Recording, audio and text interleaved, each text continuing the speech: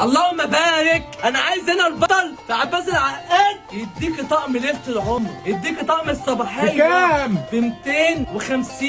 يا جدعان مجرم! الله حد يسكته! بقول لك ابو 600 وابو 700 بره بكام؟ ب 250 جنيه. ستان اندونيسي مش ستان صيني، والكب مبطن. لازم تركزي معايا. ده بكام؟ 250 جنيه جنيه يا حاجة. عشان نسعدك وعشان نفرحك كميات ب 250 جنيه. بنتكلم في كميات. لكل عروسه بتجهز نفسها ومستصعبه فكره انها تجيب طقم ليله العمر. بقول لك الكلام ده فين؟ في مدينه نصر.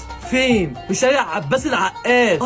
عباس العقاد اللي تسمعي فيه 600 و800. قهر الاسعار موجود في عباس العقاد. بكام؟ ب 250 جنيه. ولا ايجارات ولا مصاريف ولا عمال ولا اي كلام. بتاع الغلابه والله. احنا هنا موجودين هنا تيسير امور. سيبك من يقول لك ان الايجار غالي والعماله غاليه والمصاريف كتير. ربك اللي بيسد يكفي انك تكوني سعيده.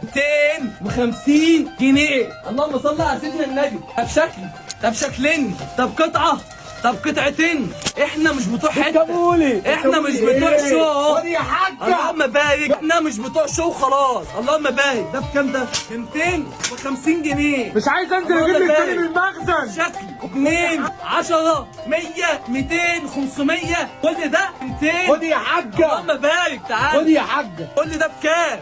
250 جنيه. ليه؟ ان في عروسه ما معهاش غير ال 250 جنيه. في عروسه سمعت 600 و700 واتصدمت وقالت انا مش جايبه طقم ليله العمر، لا ادفع 700 جنيه في طقم. لا بقول لك ده كله علشانك وعشان تكوني سعيده. 250 جنيه. ومش شكل ولا 2 مش 5 ولا 10. اللهم صل على سيدنا النبي. بص على الموديلات، كل قطعه افضل من القطعه الثانيه بتاعتها، والكميات تسقي كل عروسه.